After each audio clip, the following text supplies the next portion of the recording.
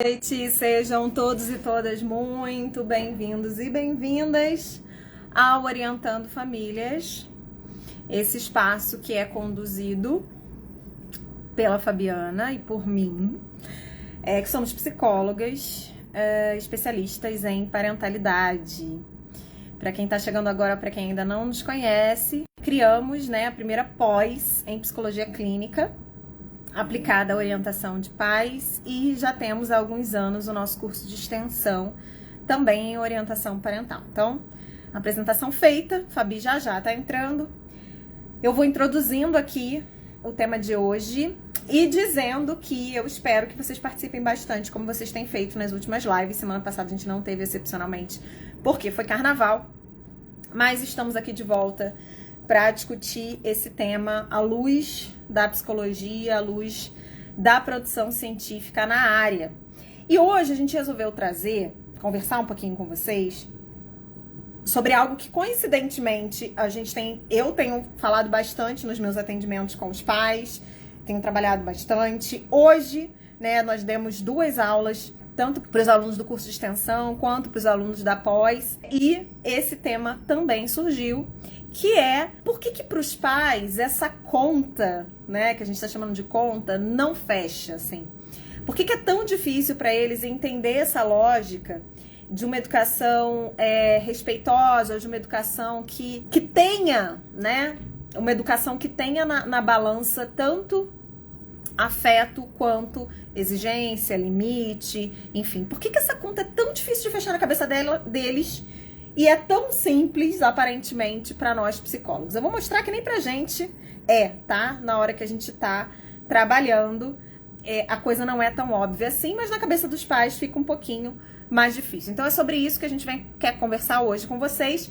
E aí eu já começo perguntando se vocês também percebem essa dificuldade dos pais equilibrarem esses ingredientes aí na educação dos filhos. Com o que vocês estão lidando aí no dia a dia de vocês? E aí, tanto psicólogos quanto profissionais da saúde, educação, que seguem a gente, tá? Quero também ouvir um pouquinho vocês, podem ir aí colocando enquanto a Fabi tá entrando para essa conversa com a gente também. Mas vamos lá.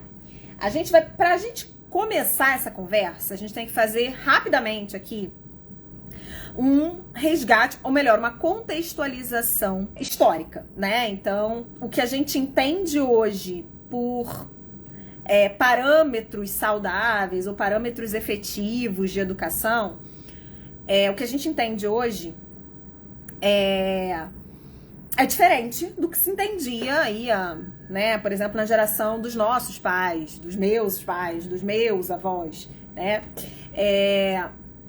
E isso é importante. Então, vocês precisam, antes de qualquer coisa, olhar para o fenômeno da parentalidade. Talvez vocês estiverem olhando para os pais. Quando eu falo olhar para o fenômeno da parentalidade, eu estou dizendo, quando vocês estiverem olhando para os pais, avaliando o comportamento deles, avaliando as estratégias educacionais deles, vocês precisam partir do pressuposto, sempre, sempre, sempre, de que o que vocês estão vendo é determinado biologicamente, socialmente e psicologicamente, tá? Então, a gente tem todos esses condicionantes ali no comportamento que está diante de vocês, ou na crença que está diante de vocês, ou naquilo que vocês estão julgando como certo, errado, funcional, disfuncional. Isso sempre está atravessado por algo que está além desses sujeitos, sendo uma dessas coisas o momento histórico. Então, algumas pessoas já estão até colocando aqui, Alguns pais têm medo de parecerem permissivos. É bem difícil mesmo, tanto orientar como vivenciar como pais e avós, como tem sido, a posição atual da Marta. Encontrar o equilíbrio, percebo que é a maior dificuldade dos pais, exatamente porque eles foram filhos, experimentaram ali. A primeira noção que a gente adquire sobre parentalidade, ela vem da nossa experiência de filiação, tá? Então, quando a gente fala em crenças sobre parentalidade, representações mentais, representação mental sobre parentalidade, tudo isso começa lá atrás. O processo de parentalização, como a gente chama, ele não começa com o status jurídico da maternidade ou da paternidade. Ele começa lá atrás. Ele começa com as nossas primeiras experiências onde os nossos próprios pais, ou a ausência desses pais, né, os cuidadores principais, e a sociedade vai dizendo pra gente o que é ser pai e ser mãe, o que é a atribuição dessa função, o que é esperado dessa função. Então é lá atrás que a gente começa a construir tudo isso, e aí quando a gente chega pra executar, quando esses adultos chegam pra executar essa, de fato, socialmente, entram nessa função oficialmente, eles começam, que consciente ou inconscientemente, muito menos consciente do que a gente gostaria, eles começam a atualizar essas representações e a atuar a partir dessas representações. E aí, como a maioria teve um modelo mais autoritário, de maior exigência, tô falando dos pais que estão agora aqui, né, mais ou menos na minha idade, assim, da década de 80, eles precisam se adaptar às exigências do mundo moderno, tendo como referência o que eles viveram lá atrás. Então, esse medo, por exemplo, que a Fê traz, né, de parecer permissivo, tem a ver com como é que eu vou experimentar alguma coisa que é muito diferente do que eu tive, que é muito diferente do que eu aprendi, e ter garantias de que isso vai funcionar. Porque, em tese, tô eu aqui, tá você aí, estamos vivas, não sem sofrimento, mas estamos aqui, olha eu aqui, né, psicóloga, coordenadora de uma pós-graduação, eu dei certo, né? Aparentemente eu dei certo. Então, como é que eu uso um outro modelo, ou eu acredito que um outro modelo pode funcionar, se eu não tenho evidências, né? Se eu não tenho experiência, na verdade, evidências científicas temos, mas eu falo evidências a partir da perspectiva dos pais, tá? Dos leigos, assim. Eu não tô vendo ninguém que tenha sido criado com um pouco mais de liberdade, com mais afeto, com mais participação, com mais questionamento. Como é que eu posso garantir que isso vai funcionar? Então, esse é um grupo, que é o grupo que experimentou mais de perto o autoritarismo e tem esse modelo como um modelo que funcionou.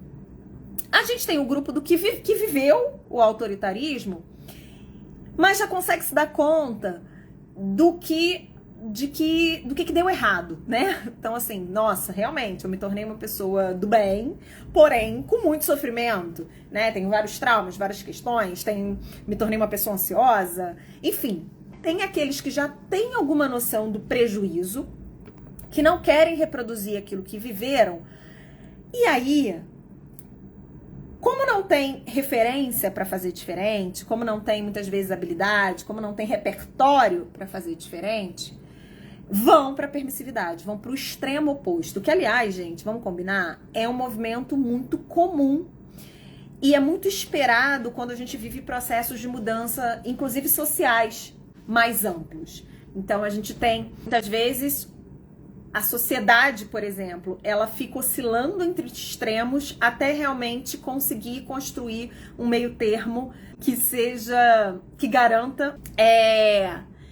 E aí as pessoas vão, não querendo reproduzir esses modelos, elas vão para os extremos, né? Que é um movimento que a gente vê em vários temas, várias áreas, né? Vários campos da nossa sociedade, inclusive na política, né? A gente tem vivido... Opa, eu não tinha visto que a Fabiana entrou aqui. A gente tem vivido isso, né? Esses extremismos, essas polarizações, tá? Isso vai acontecer. Aquilo que eu vivi, eu não quero reproduzir aquilo que eu aprendi, eu vou fazer o oposto do que fizeram comigo, né? E aí, o oposto do que fizeram com a gente é exatamente liberar geral. Bem-vinda, Fabi. Boa noite. Boa noite. É a coisa toda muito desgringolada. Então, isso que muitas vezes você e eu, como profissionais de saúde mental, a gente vê como, não, os pais precisam encontrar um equilíbrio, eles precisam, pais rígidos precisam flexibilizar, pais muito permissivos precisam aprender a colocar limite, etc. Isso que pra gente parece tão simples, não é. Por conta de de como os processos, né, de como a subjetividade foi sendo daquelas pessoas, foi sendo construída, o que elas internalizaram sobre o que é, sobre o que funciona no exercício da parentalidade e que recursos elas têm para flexibilizar, para fazer diferente. Então percebam que a gente precisa sair como profissionais de saúde mental do campo do discurso, do campo da normatividade, do campo da prescrição, para a gente realmente conseguir atuar clinicamente com este público e garantir que essa conta feche para eles.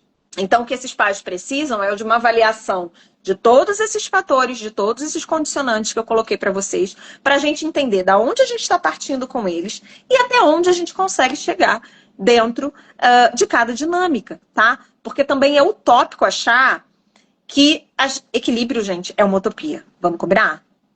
Equilíbrio mesmo, né? 50-50 é uma utopia. A verdade, eu acho que sobre a vida, tudo na vida, é que a gente fica ali numa corda bamba, oscilando e tentando ficar ali de pé. Enquanto a gente tem, né, um movimento que está puxando mais para cá, um movimento que está puxando mais para lá. Por isso que quando a gente fala, a gente já até discutiu mais cedo nas aulas, de estilo parental, Fabiana e eu, especialmente, a gente não gosta de falar que alguém é autoritário, alguém é permissivo. Mas que aquele pai ou aquela mãe, ele é predominantemente permissivo ou predominantemente autoritário na relação com aquele filho, com aquela criança específica. Porque às vezes eles têm mais de um filho e passeiam nos estilos de forma diferente, tá? Com cada criança, com cada filho.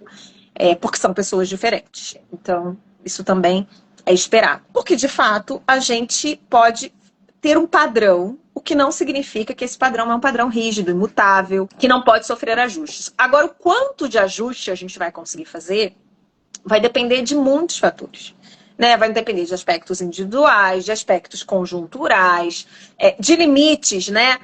Geracionais também. Porque se a gente pega, por exemplo, eu já trabalhei com famílias que existe uma diferença, por exemplo, de idade entre o pai e a mãe muito grande. Então, sei lá, a mãe tinha 50 anos já e o pai, né, mãe de adolescentes, a mãe tinha 50 anos, o pai já tinha 80, 70. E o quanto cada um conseguia ali desenvolver em termos de habilidades parentais, mesmo sendo uma dupla, cada um tinha o seu limite. E o tanto que eu conseguia avançar com um, não necessariamente era o tanto que eu conseguia avançar com o outro, né? E às vezes dentro de uma mesma família, que foi o caso. Então, a gente não pode ter essas métricas, como é que eu posso dizer? A gente precisa ter indicadores clínicos claros, que é o que a gente apresenta para vocês nas nossas capacitações, né? Então, indicadores clínicos claros para avaliar as dinâmicas familiares, entender onde é que a gente precisa gastar um pouco mais de energia do trabalho clínico ali, para aproximar esses pais de um estilo autoritativo. Porém, essa régua, ela não vai ser a mesma para todo mundo. Porque senão a gente vira essa maluquice que está por aí, prescritiva, onde você tem o ideal de parentalidade a ser atingido e quem não atingiu vai lidar com as consequências disso. Então, isso é uma outra coisa, gente. Isso que estão fazendo aí com a parentalidade é uma outra coisa, não é o que a gente está propondo aqui. Tá? O que a gente está propondo aqui é esse olhar clínico que eu estou mostrando aqui para vocês desde o início da nossa conversa e explicando para vocês por que na cabecinha dos pais é tão difícil. Talvez não seja difícil entender, mas é difícil praticar, porque eu persegui, melhor dizendo, esse equilíbrio, né, entre limite e afeto, depende também de um nível de consciência maior desses adultos sobre eles mesmos, sobre como eles funcionam, sobre qual é a história deles, sobre sobre o projeto parental que eles têm. Às vezes a gente vai falar de projeto parental com eles, parece que a gente está falando em outro idioma, né? Assim, eles realmente nunca pararam para pensar o que eles querem ensinar. Além de não pode tirar meleca, tem que comer com garfo, sei lá, não pode arrotar a mesa. Além disso, que mais? Além de conformar ali as crianças para o funcionamento social, o que mais eles querem transmitir? A maioria não parou para pensar nisso. E tudo isso é o que vai...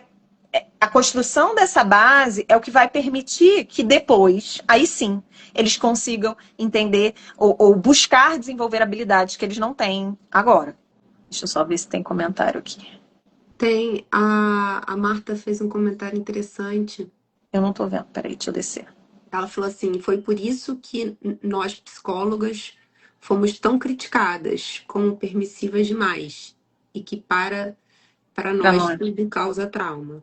Sim, a gente sofre, né? Quando a gente começa a trazer esse conhecimento para os pais, a gente vai encontrar esses movimentos de resistência de várias camadas da sociedade, não só de pais, não, tá? De educadores, de formadores de opinião, de políticas públicas, no sentido de que a gente está tentando, de alguma forma, fragilizar os indivíduos, né? E que a coisa do é mimimi, né? Criança não tem querer.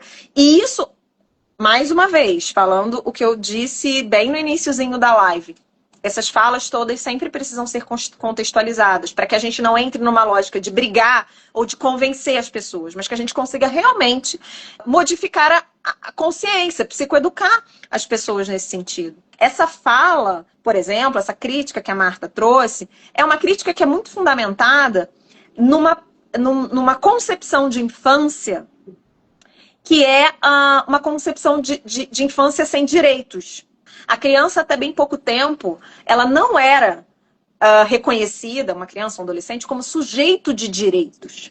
E mesmo depois que ela foi reconhecida como sujeito de direitos, e a gente tem o ECA, a gente tem a revisão aí de várias legislações, ainda assim, as necessidades psicológicas, as necessidades emocionais e sociais, elas não são vistas como tão relevantes quanto as necessidades físicas. Então, para todas as pessoas, está muito óbvio que a gente tem que uma criança tem que ter onde morar, que ela tem que ter comida, que ela tem que ter acesso à saúde, né? Assim, a um profissional, se ela está com febre, tem que levar ao médico. Então, essas necessidades físicas, elas são muito, muito valorizadas, e tem que ser mesmo. Mas, por exemplo, a necessidade de responsividade, né, do adulto, por exemplo, nos anos iniciais de vida da criança, né? Aquela coisa do bebê chora e a gente precisar realmente, rapidamente, cronologicamente, né? De forma rápida, estar ali, aparecer, né? Afagar, acolher, enfim. A necessidade de uma criança ou de uma criança um pouquinho mais velha, né, de socialização, de um adolescente, por exemplo, de ter um grupo, a gente lida muito com isso com famílias que se separam, né? Com pais que se separam e que os filhos vão ficando adolescentes e eles estavam acostumados com uma rotina e aí esses filhos começam a contestar essa rotina. Por que quer ficar mais tempo perto, na casa de um? Porque é mais perto de um amigo? Porque tem um namorado, uma namorada no condomínio da mãe ou no condomínio do pai? Isso não é reconhecido. Às vezes quer mudar de escola, eu trabalhei num caso recentemente assim, às vezes quer mudar de escola, tem outros projetos. Isso não acaba não sendo reconhecida como uma necessidade, é reconhecida como um desejo, sabe? Um capricho. Então, nisso a gente ainda não avançou. Quando a gente recebe críticas nesse sentido, né, de estarmos de psicólogo querer passar a mão na cabeça da criança, etc., tem a ver muito com essa lógica de que o reconhecimento das necessidades socioemocionais, isso é mimimi, isso é nutelice. E esse discurso amplamente divulgado, né, e hoje em dia a gente tem realmente hoje com a internet, com o Instagram, com o TikTok, as coisas tomaram uma dimensão muito maior. De fato, existe essa interpretação equivocada do que é que, de fato, do que é que a gente defende. E muita gente, muitos não psicólogos também, aí a gente precisa dizer, contribuíram para essa percepção. Porque a galera que trouxe a disciplina positiva para o Brasil, teve uma galera muito séria, mas teve uma galera que trouxe a disciplina positiva realmente como se fosse, gente, um show de horror da permissividade. Né? Não pode, não, a criança não. A ideia de, por exemplo, sustentar. Eu atendo pais que estudaram muito, né, supostamente, a disciplina positiva e tal, e que eles falam pra mim, não, porque eu sei, né, que é errado, assim, eu deixar a criança chorando. Eu falei, calma, em que contexto? Como? Porque, assim, a criança vai se frustrar e a criança vai chorar em alguns momentos, e dependendo da idade dela, o máximo que ela vai precisar, né, assim, não o máximo, mas o que ela de fato precisa desses adultos, não é que eles anulem o desconforto dela a qualquer custo, é que eles ajudem ela a atravessar o desconforto, experimentar o desconforto, atravessar o desconforto, se perceber alguém potente para lidar com situações desconfortáveis. né, com injustiças que vão acontecer na vida real. Então, isso é muito confundido, né? Criar a disciplina positiva ou a educação respeitosa, etc., é muito confundido com colocar a criança numa bolha que nunca pode ser furada. Eu acho que isso também faz parte da evolução da ciência, né? A psicologia, ela, óbvio, ela tem uma, não diria culpa, mas eu diria um atravessamento Sim, na fragilidade parental, né? A Vera Iaconelli fala isso naquele livro Parentalidade, o quanto que toda a ciência psicológica, todo o conhecimento produzido, né? Que traz, que começa a olhar para essa fase do desenvolvimento, para a infância como uma fase de desenvolvimento, né, como uma fase decisiva para o desenvolvimento emocional, ela traz uma tecnicidade né, para a relação parental. Mas assim como, por exemplo, o que a gente vê hoje com a nutrição, existe aí né, um desespero nutricional que faz parte, é uma consequência da evolução da ciência da nutrição. Né? Então a gente vai descobrindo, né, os benefícios, perfeito. os malefícios.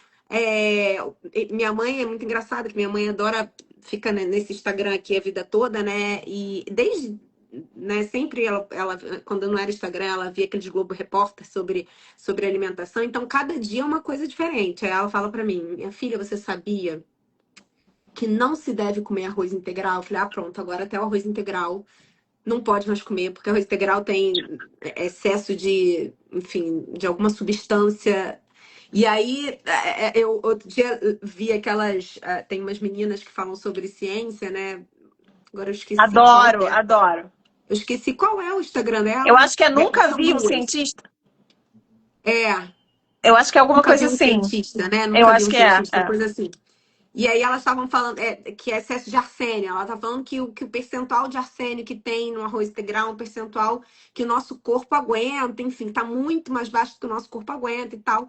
Então, assim, hoje a gente vive, por conta da evolução de várias ciências, alguns desequilíbrios. Mas com muitos benefícios. Né, hoje a gente já não dá, estava discutindo isso outro dia aqui em casa, né? Minha mãe meio que crítica com o que eu dou para minha filha, para os meus filhos. Eu falei: mãe, cara, eu tento fazer o melhor, mas, pô, eu fui criada com Mirabel todo dia, né? Que é aquele biscoito wafer que a gente levava para escola. Ela falou: minha filha, mas não se falava sobre isso. Eu falei: pois é, então, as coisas vão evoluindo, a gente vai fazendo o que dá e tal. E eu acho que é esse ponto de equilíbrio que a gente ainda vai achar, a gente ainda vai, né? As ciências vão, de alguma forma, e a sociedade vão lendo isso e achando um equilíbrio entre, e que talvez a gente esteja num momento de maior permissividade, maior fragilidade. Né? Eu mesma já caí nessa, muitas vezes eu já me critiquei a minha própria maternidade. Hoje em dia eu sou super tranquila, assim. Se alguém vê, né, às vezes sendo um pouco mais dura com as minhas filhas, é claro que eu não extrapolo, eu faço até onde eu acho que é necessário. Eu tenho muita segurança daquilo que eu quero, assim, do tipo de educação que eu escolhi particularmente para elas. Né? Então, a gente vai achando esse ponto de equilíbrio, né? Mas não dá para a gente também desconsiderar que tem uma influência. Né? A gente tem uma influência os estudos da psicologia, eles trazem um certo olhar que uns vão interpretar como uma coisa desesperadora, né? Que não pode traumatizar, que não pode isso, que a criança não pode aquilo. Outros não, outros vão, né, já ter um olhar mais equilibrado, outros vão negar a ciência, né? Outros vão falar: não, pelo amor de Deus, né? Então, é um equilíbrio que eu acho que a gente vai encontrar. E que hoje a gente está falando sobre isso, é justamente né, uma tentativa de resgatar e falar: não, peraí, nem tudo é. Eu lembro de coisas. Hoje você já vê assim, blogueiros mais críticos em relação a isso, né? Mas eu lembro assim que tem uns vídeos engraçados sobre isso, né? Não pode bater palma, pode bater palma. Não pode dizer não, pode dizer não. Aí um fala uma coisa, outro fala outra coisa. Né? E cheguei ao absurdo de ver uma pessoa falando que não pode cantar, que as crianças não poderiam cantar parabéns o tempo todo para elas, porque era algo autocentrado. Na verdade, a criança canta parabéns até 1 ano de idade para aprender palminha, desde que o mundo é mundo, nem por isso todo mundo é autocentrado, entende? Assim, tem uma coisa ali de repetição, de imitação de comportamento, né? Que é balela. Aí tem gente que vai falar, eu diria até que por mau caratismo, aí você vê de tudo, né? Aí você vê aqueles, né? Vão ter profissionais falando que tomar, né, falando aqui da nutrição, que tomar determinada vitamina cura o câncer. Exatamente. E aí, isso aumenta muito a nossa responsabilidade enquanto profissionais de saúde, porque outras pessoas podem dizer o que elas quiserem. Nós precisamos divulgar aquilo que é ciência, aquilo que, de fato, a gente tem estudos suficientes que sustentem aquela perspectiva, né? Então a gente precisa ter indicadores, a gente precisa ter critérios, a gente bate muito nessa tecla com os nossos alunos. Qual é o parâmetro que você usou para avaliar isso que você está avaliando em relação a essa família, né? Como é que você construiu a sua hipótese diagnóstica em torno dessa dinâmica familiar? Então, mais cedo a gente até falava, né? Teve uma colega que trouxe uma dúvida na aula da formação, na nossa encontro ao vivo. Ela trouxe uma dúvida exatamente sobre isso. Mas como é que vocês fazem, né? Porque se um pai é mais autoritário, como é que vocês fazem para, né? Não foi essa palavra que ela usou, né? Para convencer, mas assim, como é que vocês fazem para trabalhar essa característica e tal? Eu falei, primeiro, não demonizando o estilo parental, por exemplo. Então, o primeiro ponto que a gente precisa entender, quando a gente estuda seriamente parentalidade, é que, por exemplo, gente, o estilo autoritário, a gente sabe que ele está associado a várias questões, né? Alguns desfechos aí negativos em termos de saúde mental. Porém, quando a gente estuda, por exemplo, comportamento de dependência química, comportamento de abuso de substância psicoativa, o estilo autoritário, ele se mostra como um estilo, um fator de proteção. Então a gente não pode, a gente precisa sair desses discursos generalistas. E o que esses artigos eles vão falar, por exemplo, em relação ao abuso de substância? Por que o estilo autoritário ele acaba funcionando como um fator de proteção? Porque existe mais cobrança, mais monitoramento, mais limite. Não é porque o estilo é maravilhoso. É porque nesses casos, nessas situações, essa habilidade que o autoritário tem. E aí, quando a gente está falando de autoritário, a gente não está falando de abusador, tá? E a gente não está falando de negligente. A gente está falando de pais mais rígidos, menos flexíveis, e que tem muita facilidade, né? Que não tem tanta facilidade com a demonstração de afeto, mas que tem muita facilidade na apresentação de limite, por exemplo. É um estilo que acaba se mostrando, nessas situações, um estilo protetivo. Ao contrário, por exemplo, do comportamento alimentar. O estilo autoritário acaba sendo um estilo que representa fator de risco. Então, percebem que a gente precisa estar muito fundamentado, não só para dar as orientações. Vocês ficam muito preocupados com a ponta final do nosso trabalho? Assim, não, mas como é que eu vou orientar os pais em relação a tal assunto? A pergunta que não quer calar para a gente, por isso que a gente construiu capacitações para vocês, a pergunta que não quer calar para a gente não é? A gente não está preocupada agora com o que você vai entregar para eles lá no final do processo. Por enquanto, a gente está preocupado com como é que vocês estão olhando para eles. Como é que vocês estão olhando para a demanda? Como é que vocês estão olhando para esses homens e para essas mulheres que estão no exercício da parentalidade? Porque isso é que vai, uma boa formulação de caso, um raciocínio clínico muito consistente, vai dar para a gente as pistas de como a gente tem que trabalhar. Do que esses pais estão precisando, que habilidades eles precisam desenvolver, de que psicoeducação ou de que temas, né, em relação a que temas eles precisam de informação. E isso é muito importante. Essa conta não fecha na cabeça deles por muitos motivos. Não é porque eles não estão entendendo, porque eles não estão afim. Porque os pais são muito... Vocês que falam, colegas, psicólogos, tá? Tô botando todo mundo no mesmo saco, mas enfim, eu sei que nem todo mundo pensa assim.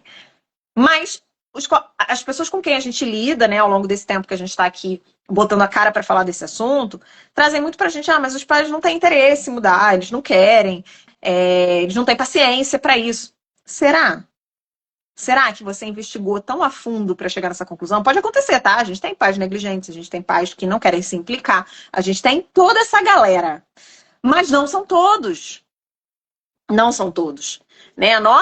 Tanto a teoria quanto a nossa prática mostra isso.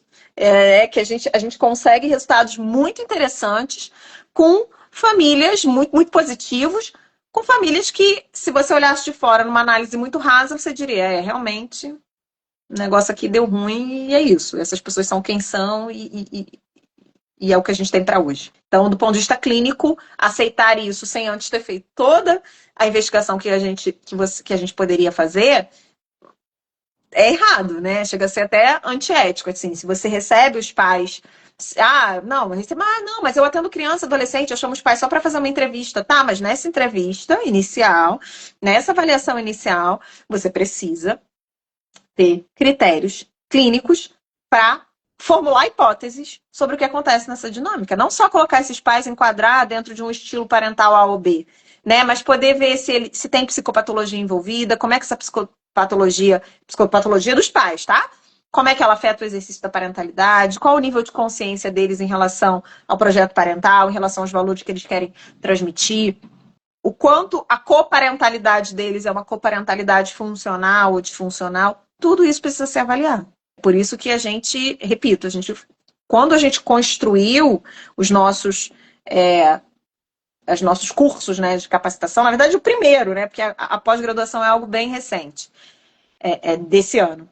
Mas quando a gente pensou lá atrás, o primeiro curso da gente, que nem era ainda um curso de extensão, nos moldes, né, exigidos pelo MEC e tal, quando a gente começou nesse movimento de primeiro capacitar para vocês para compreender o fenômeno e aí, compreendendo muito bem o fenômeno, conseguir avaliá-lo tecnicamente, cientificamente, para daí sim vocês formularem boas hipóteses diagnósticas e conseguirem intervir. Então, em relação especialmente ao tema da live de hoje, o que eu acho que precisa ficar muito claro é que aproximar esses pais de algo mais, de uma prática mais equilibrada, né, de uma oferta mais equilibrada entre limite e afeto, depende e muito dessa concepção de parentalidade que a gente está trazendo para vocês e dessa capacidade de vocês analisarem o que aquela dinâmica real que está diante de vocês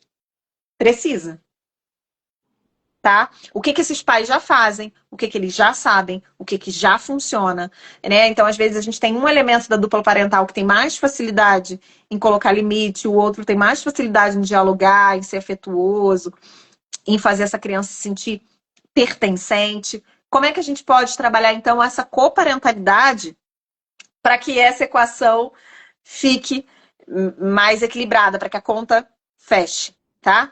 Então, é muito importante que vocês entendam tudo isso que a gente está falando. E lembrando a vocês, aproveitando o ensejo, para lembrar vocês que tanto a formação quanto a pós-graduação estão com a lista de espera, né, as próximas turmas que a gente vai abrir, a gente está com a lista de espera aberta, tanto para o curso de extensão quanto para a pós-graduação.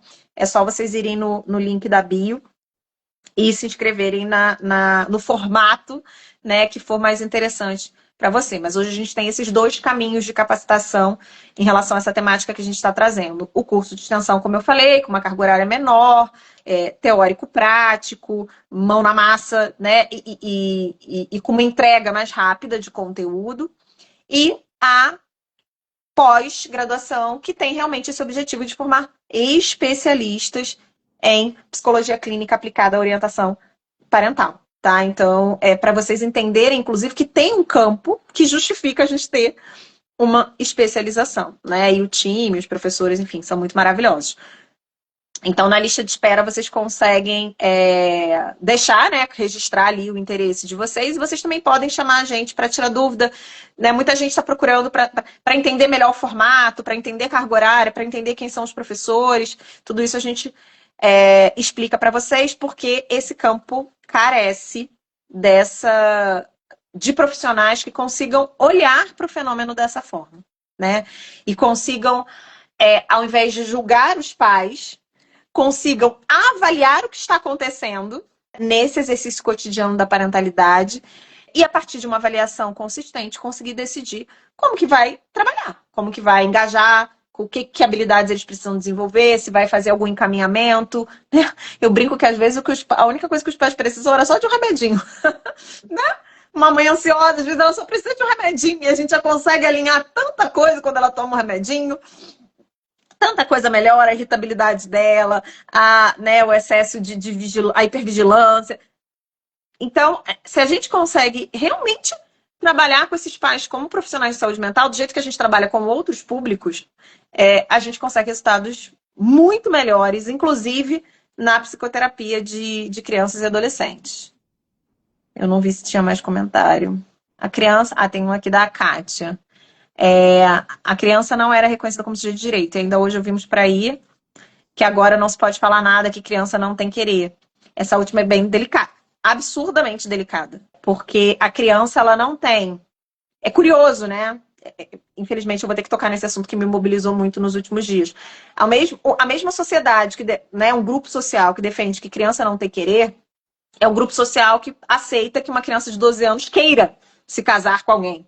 Ou queira manter um relacionamento sexual com alguém. Então, é muito perigoso. Eu diria que não só é delicado, como é perigoso que a gente confunda as coisas. Então, a criança, ela tem preferências, ela tem necessidades emocionais, porém ela não tem capacidade de consentimento, de tomada de decisão complexa, tanto que ela não vota, né? Tanto que ela não decide se ela vai sair da escola, que ela não quer estudar, por exemplo, que ela não quer comer, que ela só quer comer hambúrguer da hora que acorda até a hora que ela dorme. Então, para essas situações, a gente vai ter adultos ali colocando limite, mas a criança é uma pessoa em desenvolvimento. Aliás, até no campo jurídico, tá? Quando tem muitos advogados, até operadores do direito, né?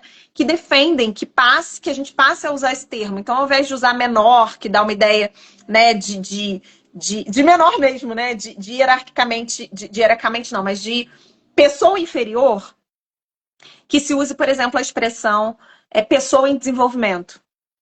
Porque a gente dá o status de ser humano, ao mesmo tempo que a gente mostra que ela não está, entre muitas aspas, acabada, né? Que ela é ainda, que tem competências ali, capacidades ali, que ainda estão se desenvolvendo, que não atingiram aí uma maturação plena, tá? Então, essa expressão, por exemplo, é uma expressão que eu gosto muito de usar, eu uso muito com os pais, né? Eu falo, olha, seu filho é uma pessoa em desenvolvimento. O que isso significa para você? Ele ser uma pessoa que está em desenvolvimento. Porque eu gosto muito de usar também metáforas em relação da vida adulta para explicar essas ideias para os pais, né? Para psicoeducar nesse sentido. Então, por exemplo, o que é um trainee numa empresa? O que é um estagiário? É um profissional em desenvolvimento. E aí todo mundo entende e até brinca e fala, a culpa do estagiário, né? Tipo assim, aquilo que o estagiário não faz tão bem, ou aquilo que ele ainda não consegue fazer, é plenamente compreendido dentro dessa condição, né? Dessa classificação que ele tem, por exemplo, dentro da empresa. Se a gente consegue que os pais compreendam isso, a gente ganha muito, parece uma coisa muito óbvia, tá? Mas que não é óbvio para os pais. Quando eu olho para os meus filhos como pessoas em desenvolvimento, eu consigo pedir desculpa, eu consigo trabalhar para reparar alguma coisa, né? Por exemplo, um momento que eu tive, né, de desrespeito ali na relação, porque eu entendo que ele não tem como dar conta do jeito que eu dou. E aí essa coisa do equilíbrio entre limite e afeto começa a ficar menos difícil. Porque agora há pouco, gente, assim, né, me senti uma farsa entrando aqui pra falar com vocês, porque agora há pouco eu dei um chilique com a minha filha. Porque ela esqueceu, enfim, né, não se organizou pra entregar uma tarefa complexa. E a tarefa é amanhã, e aí, como toda criança, ela fez o quê? Aos 45 do segundo tempo, mãe, precisa de uma cartolina. Aí você fala, cara, eu vou parir uma cartolina onde? Uma hora dessas. Prestes a entrar na live. E aí eu dei um pequeno chilique, né? Um pouco antes, e aí, tanto eu quanto meu marido, enfim, porque a gente tem essa característica de sermos muito exigentes, muito responsáveis com as nossas coisas. E aí, logo depois, a gente conversou, os dois, a gente falou, cara, vamos pedir desculpa pra ela. Porque ela tá se adaptando ainda a esse novo horário, ao 6º ano, com muitas matérias, muitas disciplinas, e ela esqueceu. E eu falei, e ele falou, nossa, ela só esqueceu. E a gente tratou como se fosse assim, a Terceira Guerra Mundial. E eu falei assim, realmente, a diferença é que quando eu, adulta, esqueço, eu tenho autonomia para resolver isso. Eu tenho autonomia para sair agora às 20h48, correr no shopping e na Calunga e comprar um negócio que eu, sei lá, eu tenho que imprimir uma apostila para vocês. Eu tenho autonomia para ir agora na Calunga comprar uma resma de papel.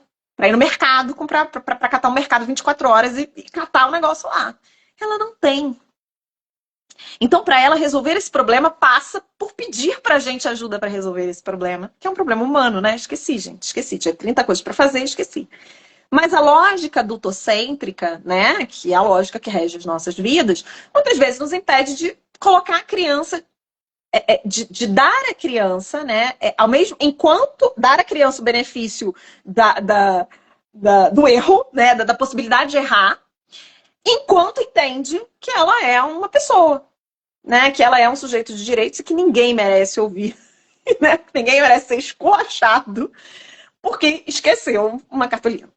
Então, esse movimento, claro que seria muito mais interessante se eu conseguisse ter pensado tudo isso antes, né, de brigar com a criança. Mas não rolou. Mas consegui pensar depois. E isso já vai me aproximando um pouco mais desse equilíbrio.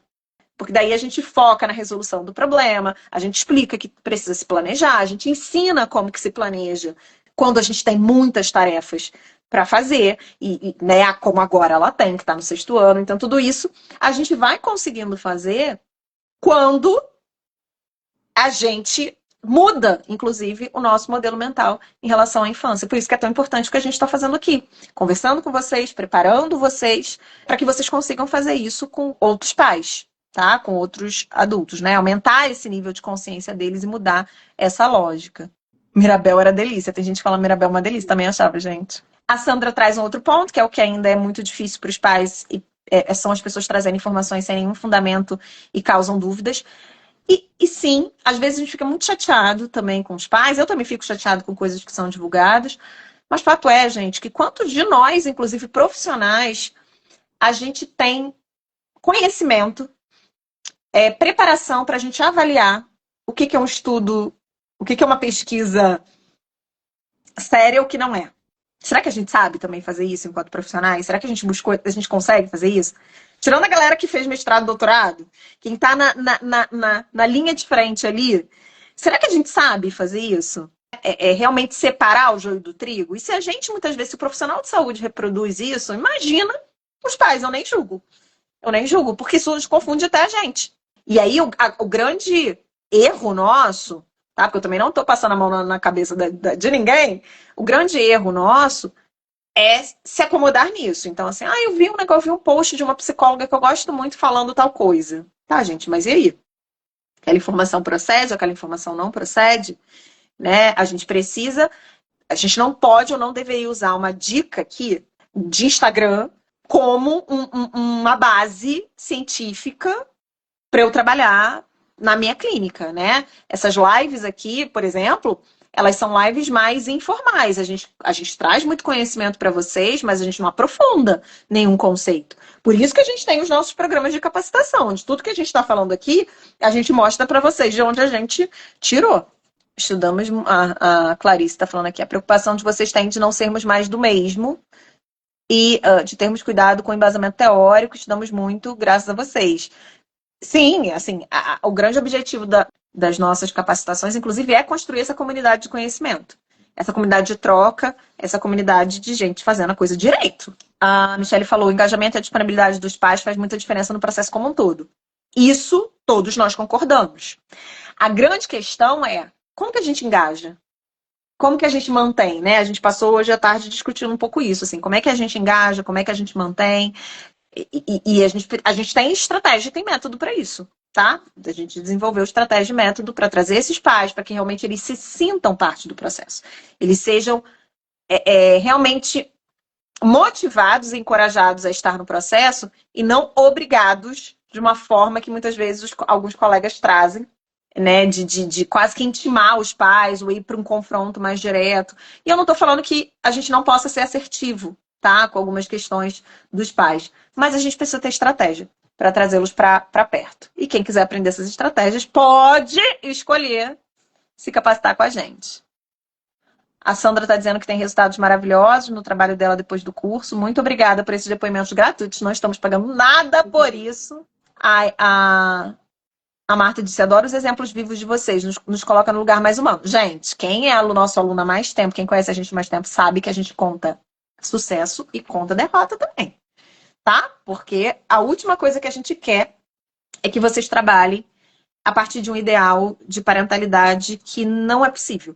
Que não é humano. Eu não chamaria nem de derrota, não. Eu só chamaria de humanidade, né? De humanidade. E eu vou te dizer, Fabrícia, no fim eu acho que a gente... esse equilíbrio entre sentir um pouco de medo da reação, pô, agora meus pais, eu vou falar que eu esqueci, meus pais vão falar pra caramba. É claro que assim, a gente não tá falando de um desrespeito, de uma fala desrespeitosa, de humilhação, a gente tá falando de uma reclamação. A gente tá falando de uma reclamação. Esse medo constrói, esse medo ensina, no sentido do medo de que você vai construindo as noções do que é certo, do que é errado, das consequências, do que vai dar certo, né? Em certas situações, eu vou deixar minha filha sem a cartolina, porque ela precisa aprender que, né, se a coisa for de uma forma repetida, ela vai precisar aprender com a consequência de que ela vai, da próxima vez, ela vai precisar fazer diferente. Então, eu não diria que eu acho que é a humanidade mesmo. A gente erra, a reparação é super importante, porque isso ensina também que a gente pode errar, que a gente pode voltar atrás, que a gente, né, que respeito é importante nas relações. Isso é humano, isso é parte de uma relação, e eu diria que é uma relação saudável.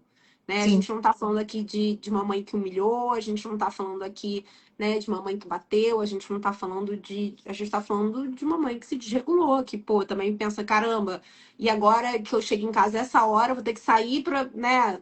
Vou ter que sair de casa no momento que eu queria descansar e vou ter que ir na Calunga comprar uma cartolina. Então, faz parte.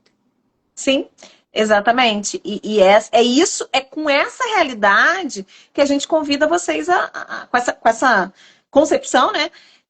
Diante da realidade, que a gente convida vocês a olharem para os pais. O último comentário aqui da Ana vale a pena ler. Hoje mesmo atendi um casal de pais que estavam muito tristes porque uma orientadora do sono disse que eles deviam ter cama compartilhada, porque senão o bebê ficaria traumatizado. Então, assim, a vontade é de chorar no cantinho do desespero. Eu traumatizei, então, meus filhos, gente, porque eu nunca dei conta de cama compartilhada. São traumatizadas. Nunca dei conta. E hoje eu brinquei, né, com a moça com a moça que me ajuda aqui em casa. Ela falou, ela tava com umas questões com o filho, e ela falou assim, porque, nossa, ele vai fazer terapia, ele vai falar muito mal de mim. Eu falei, mas os meus filhos vão falar mal de mim na terapia também, tá tudo bem.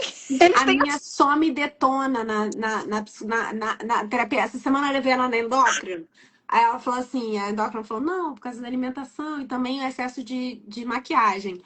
Aí ela falou, não, porque... Aí a médica, porque não precisa se maquiar, né? Aí a minha filha mais velha, minha mãe adora me maquiar. Eu, hã? Eu, que isso, Catarina? Você sempre quer me maquiar, mãe, nas festas. Eu, que festa, Catarina? Você não vai maquiar pra festa? Ah, mãe, carnaval, festa junina, Halloween. Eu falei, nessas festas eu quero mesmo que você fique bonitinha, maquiada. Quem é que vai pra festa junina sem uma pintinha? Mas ela me detona toda vez que ela vai na médica e na psicóloga, isso eu tenho certeza absoluta. Isso, certeza. E assim, porque a percepção deles sobre o que a gente está fazendo. A minha também fala, mãe, porque você diz que você... Como é que é? Você diz que você me dá autonomia, já tem 11 anos. Você diz que você me dá autonomia, mas eu não posso escolher que roupa eu vou usar. Eu falei, como você não pode escolher que roupa eu vou usar? Aí ela falou a mesma coisa. Na festa junina, no carnaval. Pô, mas você ir na festa junina, cara, você tem que ir de xadrez, pelo amor de Deus. Num casamento, você não vai de chuteira, porque a criança só usa chuteira. Num casamento, você não vai de chuteira, gata. Então, assim, mas a leitura que ela faz agora, né, na pré-adolescência... é de que não tem nenhuma autonomia, né? Enfim, é isso que temos para hoje. Essa é a realidade dos pais. Essa é a realidade que a gente também vive.